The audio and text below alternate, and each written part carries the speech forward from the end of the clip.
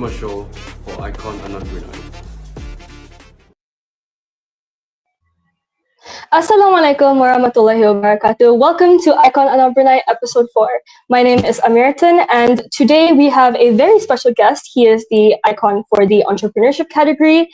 Putra, please introduce yourself. Tell us a little bit about what you do. Hello everyone, my name is Putra Mashor.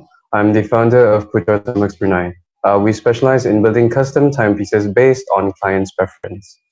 Interesting, good to know. So timepieces, it's a very interesting thing. I think it's quite a niche, you know. How long have you been doing this? I've been venturing into this business for the past 3 years, and Alhamdulillah has been going really well. Interesting. So 3 years ago when you first started, did you have any initial thoughts and vision, maybe like goals? Honestly, back then, I didn't really think much about it. I started off based on my own passion, because I myself, I feel like I'm very much passionate when it comes to watches. So I tried to combine my passion with my passion for business as well. And that's how Putra Brunei was born. Interesting. So your passion for watches, is that like the main thing that you wanted to go to when you... Sorry, is that the main reason to enter? I believe so, yes. Interesting, good to know. So we have a few of your watches here. Do you want to walk us through it? Sure. Yeah, they'll be okay. So from the left, this is our Lady Datejust design. It's 40 mm in size and it runs on an original 𝐂𝐸𝐤𝐬 engine. And here on, this is a custom timepiece that I built for a very special client. There's our 𝐂𝐸𝐤𝐬 design. It is 40 mm in size and it uses a 𝐂𝐸𝐤𝐬 engine as well. And for this one, it's our 31 mm Lady Datejust design, and it uses an original 𝐂𝐸𝐤𝐬 engine as well. Good to know. So these are all custom for your clients? Yes, they are custom made for my clients based on what they have in mind when it comes to designing these watches. Do you have like a average price range? Oh, actually, the starting price of our watches are $250, and the most that we go for when it comes to pricing these watches is around $340. Wow! We try to make it as affordable as we can while maintaining it safe. I never knew that such combination would fit best, but apparently they could see it. They're much more creative than I am, and sometimes these designs do stand out, and that's what makes them unique, especially for the users themselves. I see. So I don't really wear watches myself, but let's say you were to create your own custom watch piece, timepiece. Yes. How would you describe your personal, let's say, taste or preference when it comes to your own watches? When it comes to the watches that I design, correct? Basically, I would go for something minimalist, as I like to wear my watch daily when it comes to customizing my own watch. So maybe I would go for a Submariner design or a 𝐂𝐸𝐤𝐬 design, in which it looks something similar to this, and I quite like it that way. Simple but nice. Yeah, I think simple would be the best. I don't like it to be too showy out there, because I don't quite. That's okay. I don't quite feel that. Yeah, it's to each their own, you know. So you've been doing this for 3 years. Do you think you've evolved like a lot from the beginning? I tried the past of 3 years. Actually, we're entering our 4th year when it comes to this business. Do you mind repeating the question again? Since you started 3 years ago, do you think your initial visions or like goals have changed since then? I do believe so, because back then personally, I generally didn't think that it would last that long, because as I was tackling the new market, the first few months was a struggle. I didn't have any sales. I was actually losing a lot of money from starting this own business, but those are risks in which I chose to take. So as time goes on, I learned how to properly marketize my products, how to properly talk with clients, customer service and everything, and I found new partners, new sources for my parts, for my watch parts, and indeed, I do feel like we, as a company, we have evolved into something much greater. Interesting. So it's quite a big growth for you. I believe so, yes. Good to know. So obviously, as a company, there's a lot of things that factor into that. For example, your marketing strategies. How would you yourself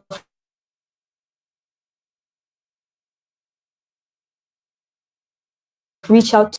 Well, to start with, I feel like my type of target audience ranges from youth to adults, and ranges their age ranges from around 15-year-olds That's quite young. exactly to even 50 to 55. And I do feel like the way I tackle this market nowadays, I do realize people are using TikTok to promote their products. But personally, for me, we do have a TikTok account, we do have Instagram, we don't have Facebook, but I do realize how they create these contents is very, I would say it's very funny. It's like very, the trends and stuff, yes. They hop onto trends. There's nothing wrong with that, and that is actually, I would say, it's a very clever idea to do so. But personally, for me, for the products that we supply, I don't think it would fit the right target audience, as these are, I would say, considered luxury products and luxury affordable products, I would say, and in which I chose to tackle the market. I would simply just use Instagram or through word of mouth and through one-on-one interactions and things like these. They tend to spread quite faster, especially to people of my target market. Yes. Good to know. I guess word of mouth is definitely the best marketing strategy anyway. Yeah.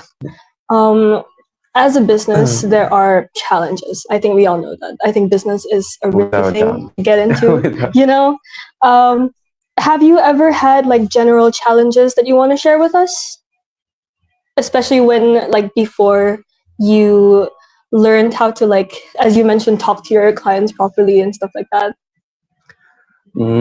At first, I do feel like the lack of experience caused it, but personally for me, there were indeed some challenges when it comes to starting the business itself. I feel like for most, starting the business itself is the challenge. They tend to plan for like months, years, but the initiation was never there.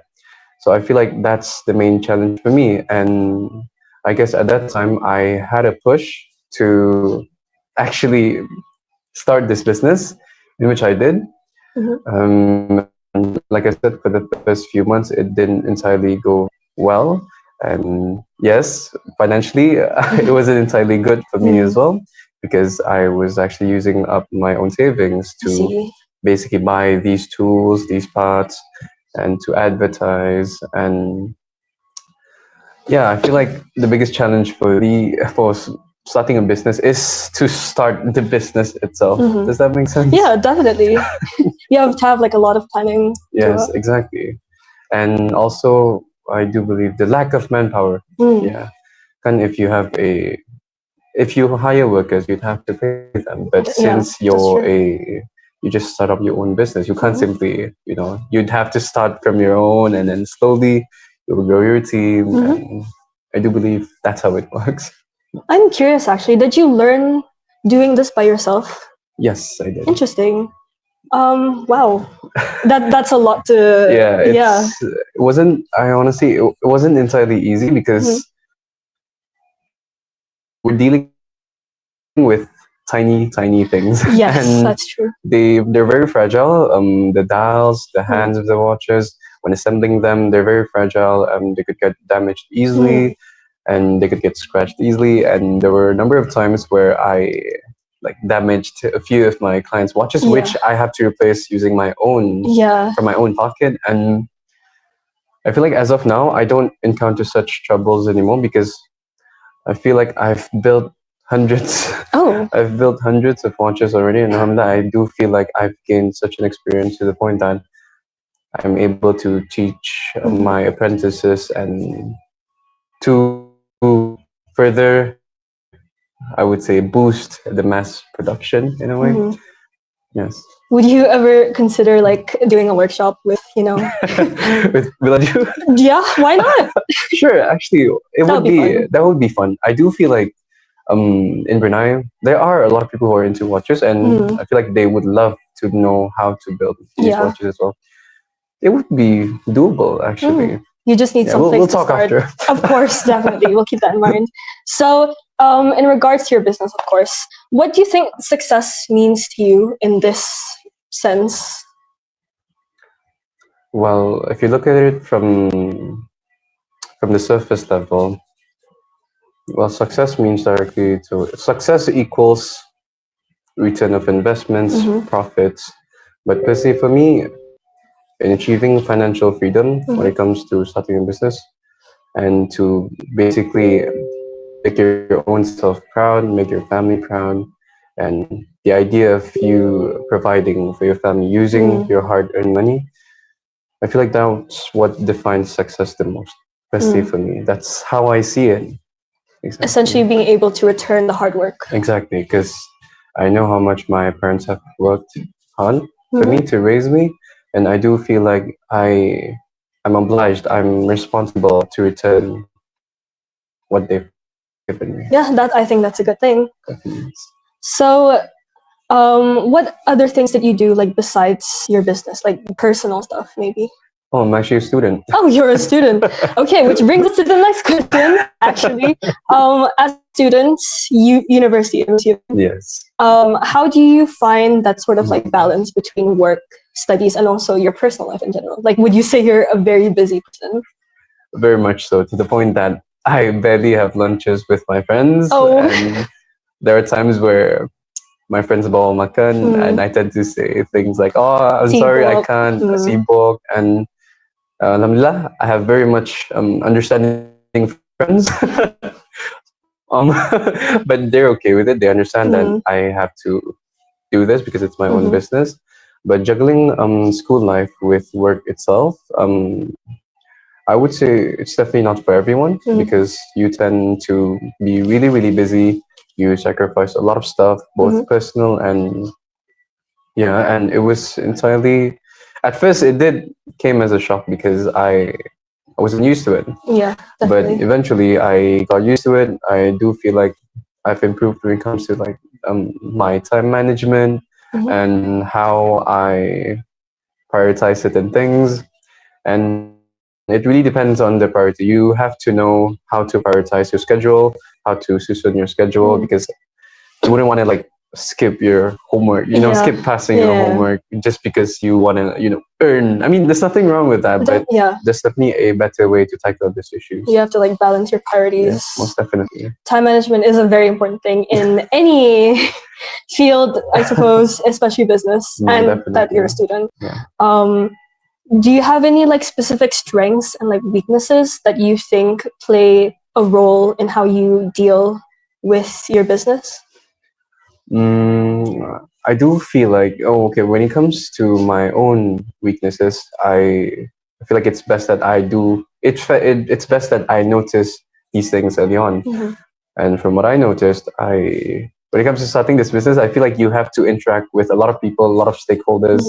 And personally for me, I'm more of an introvert, an ambivert, and doing these things was definitely a challenge. You meet a lot of different people from different backgrounds, a lot of stakeholders, a lot of clients, a lot of suppliers, manufacturers, and it hasn't been entirely easy. But alhamdulillah, I try to separate my personality in business and my personality in my personal life. I try to differ them. And when we're talking about business, right now I'm able to actually, show myself out there. But when it comes to my personal life, I do feel like I'm more subtle. Yeah, that's the word. Yeah, interesting. Do you feel like you're since you're doing all that, do you ever feel like you're pushed out of your comfort zone? Oh yes, every time. Every time. But you get used to it eventually. Yeah, eventually you get used to it, but I do feel like it's never that easy because yeah, starting a business itself, you're already outside your own comfort zone, because I do feel like the mindset these days people have. I'm not I'm not pointing out the obvious, or I'm not like trying Yeah, to diminish any parties, of any course. entities, but most people these days, they tend to wanna work at an office job, and there's Mm, nothing wrong with that, and there's no entirely wrong with that. But I do feel like, personally, for me, I'd like to work on my own time. mhm, I'd like to actually do things and earn my own money my own way. mhm, So hence why I started this business. And eventually, we plan to venture out into other industries, and slowly we'll try to build a big, I would say, a big platform mhm. under Putra Mashor Enterprise. And we'll see where this takes us. So speaking of the future, that was actually our next question. Oh Um, wow! yeah, so your future goals. Do you have anything outside of Putra work that you Right want to now, like see in the future? we do have plans to further expand, Mhm. especially to other industries. But it's still in the works, because I do feel like right now I'm having so much on my plate at the moment, with school, Mhm. my personal life, work, and I do feel like I have to know where my limits are Mhm. and where my capabilities tend to, the limit of my capabilities. Mhm. So maybe eventually, within a few years' time, or here, who knows, I'll venture out to new market, new industry. It's a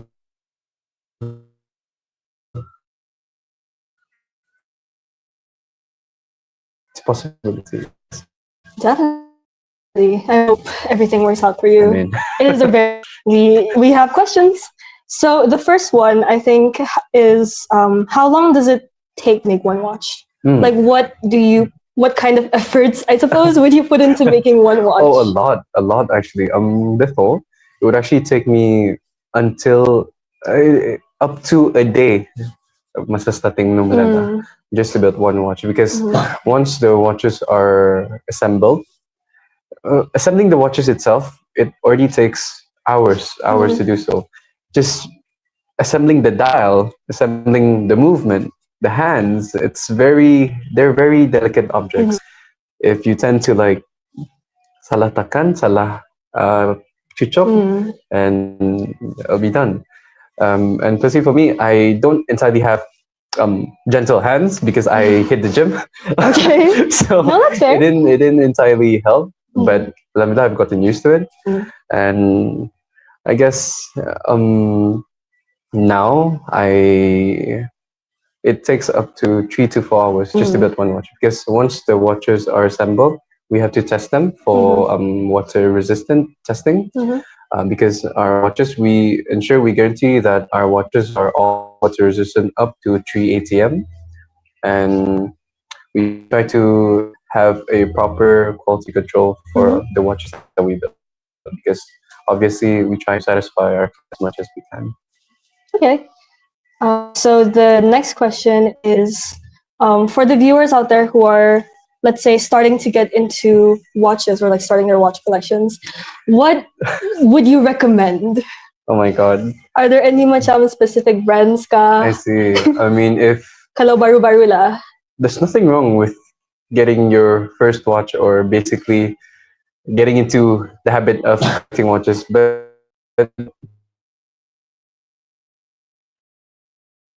do mind that entirely unhealthy, but it's actually quite okay. It's definitely better. A Seiko is a good starting point to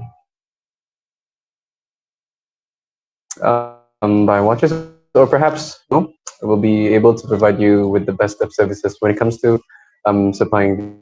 And Seiko, it's not just Seiko. I would recommend perhaps Tissot or Alba. G-Shock is a nice piece as well. Hmm. It really is. Okay. That's, I would say, like an entry point when it Yeah. comes to your first watch. Yes. If you have a bigger budget, perhaps you could go further, but it really Mhm. depends. Yes. So the other question that we have, and which is our final question actually, is what can you how can you advise people getting into businesses? Like they're starting their business, they don't really know anything. What kind of advice would you give them? want to see for potential business owners, especially when they first start their own business. I do advise them to actually learn the market first, learn to know where you could source your things, your materials, because sometimes if you find like let's say we're talking about a clothing supplier, if you buy from this particular person, maybe they would charge you like $5, and you start selling them for like more, and then eventually you jumpa another guy selling it for just $3 for the same quality. I feel like you would lose a lot of I would say ROIs and a lot of profit, and because of that, I do feel like you really have to learn the market, to learn your potential stakeholders when it comes to these things. Yes. Good to know. So do your research, guys. Yes. That seems like all the time that we have for today. Sorry about that. Yeah, thank you so much for joining us, thank you for lending having me. your time. And for the viewers out there who are watching this at the moment, thank you so much for joining us. If we had anything macam salah cakap ka or anything salah tersilap, then we do apologize for that. But yeah, thank you so much, guys. Icon Belia. Cahaya Negara.